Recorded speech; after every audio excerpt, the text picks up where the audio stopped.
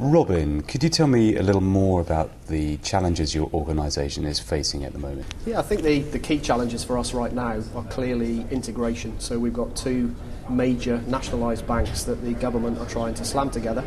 And obviously the reason for doing that is around cost. So you've got a massive mortgage book and a massive mortgage book, both in decline. Two enormous systems, both vastly different. So one outsourced, one self-built.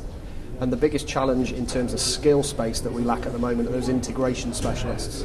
So trying to get people to come and join an organisation that's technically in rundown and help us with an enormous challenge of bringing these two mortgage books together. But in a sort of a difficult sector, in a public sector where right now you've got a new chancellor telling you that everything's about cost containment. So trying to attract the best people in the industry to come and help us do that in a very, very difficult cycle in the economy. So how do you actually go about attracting and retaining your best talent? Well, the key thing for us right now is actually we don't do that through advertising. So would you like to come and work for Bradford Bingley or Northern Rock, all over the press for the wrong reasons? No. Would you like to come and work for two massive organisations that are going to integrate in a fantastically challenging space? Yes, and the way that we're doing it is through networking. So we're using our active networks to attract the right people into the business.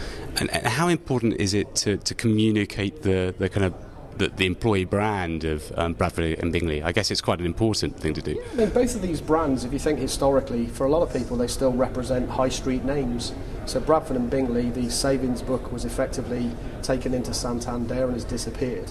For Northern Rock, they still have a branch network.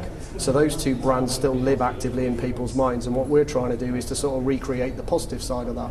So a lot going on, both technologically and from a challenge point of view. And obviously we're using our networks around the business, number one, and the likes of Harvey Nash, number two, to attract the right people.